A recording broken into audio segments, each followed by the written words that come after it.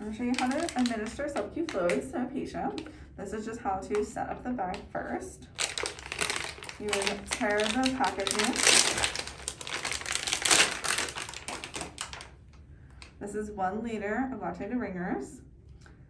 The fluid line is usually slightly above the 1. It's still considered 1 full liter. And if you were giving your pet like 100 mils of fluid, this level would then go down to the 2. If you were giving 500, the water level would go down to 5. That would mean that there's 500 mils left in this bag. I'm going to open up the primary set line, or straight line.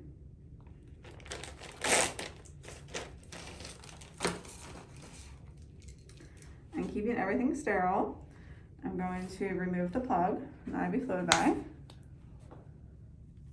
I'm going to remove the cap from the straight line, and I'm going to pierce the bag. And it helps if you twist it, and it will be snug. I'm just going to clamp this line. There is fluid in this bulb already, so I'm going to squeeze it.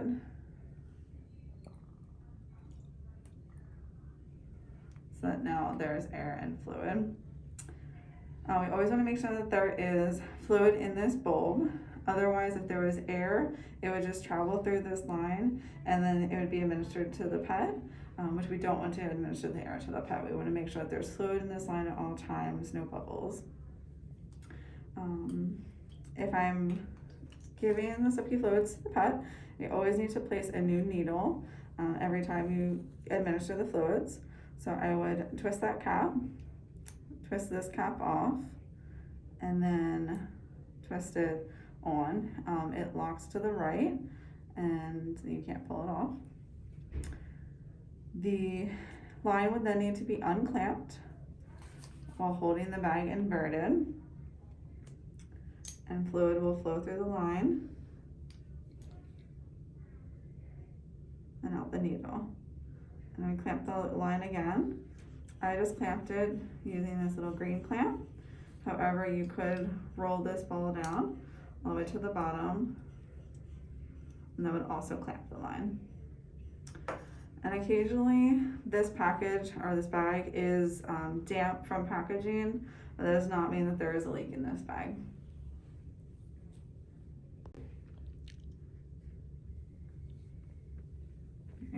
I'm going to show you how to administer sub-Q fluids to a cat.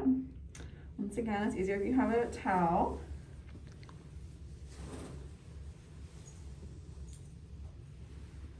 And you can wrap from above.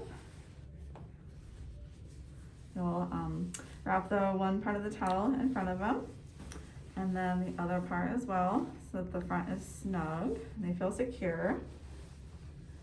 And then you can hold them against your body with one hand and then the second hand. You would pull the towel back so that you can see the part where you're going to inject. If you were doing this by yourself, you can get everything together, wrap your pet up, and then pull the needle off. You would do your best to part the fur, and then tent the skin and feel for the hollow area beneath the skin. And put the whole needle in so that you just see the hub of the needle. And then you can hold your pet. You want to always have the bag hanging upright, so that way fluid flows down through the line and not air. And then you would unclamp the line, squeeze the bag,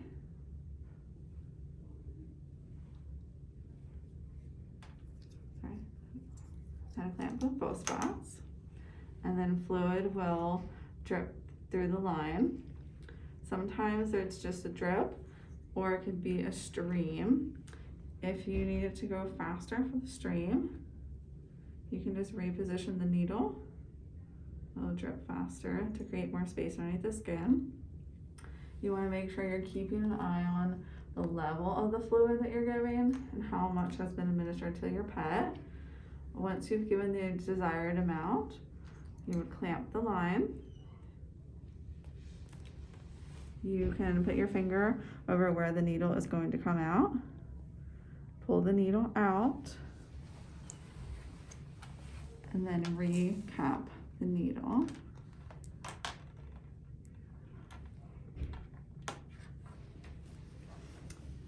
You want to hold pressure on where the needle was removed just for a couple seconds. Hopefully the fluid then won't leak out from the hole that's created by the needle. And then if you're giving your pet a lot of fluids, maybe like 50 to a couple hundred mils of fluids, there might be a bubble where you injected the sub-Q fluids, and this bubble might move around or it might itch a little bit, but that would be completely normal. I'm giving sub-Q fluids. You have to make sure the new needle is on the line before each administration. So I'm going to unscrew the lure lock, just twist a little bit, and twist the cap, the new needle's cap, and place it on the line, and then twist to my right to secure the new needle. If I was giving the sub-Q fluids at home by myself, I would have her sit. I would tent the skin. I would have the bag hanging somewhere on a ledge. That way the fluid can drip down into the line.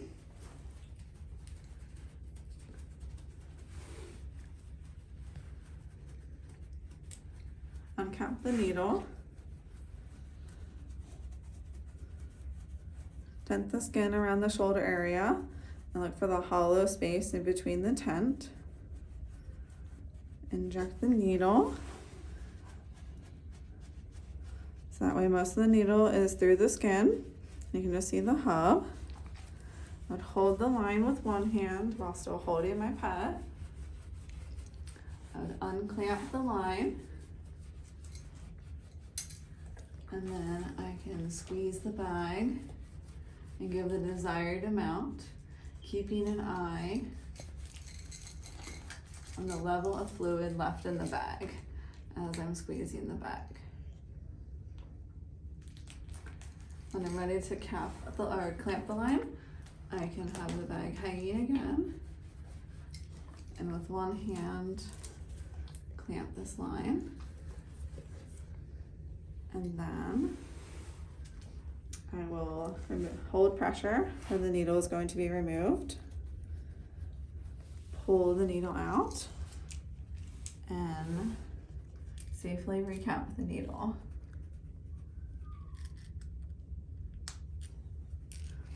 If you're giving sub-Q fluids at home with 2 people, you can have one person hold your dog underneath the neck and underneath the abdomen, while the other person tents the skin and gives the sub-Q fluids.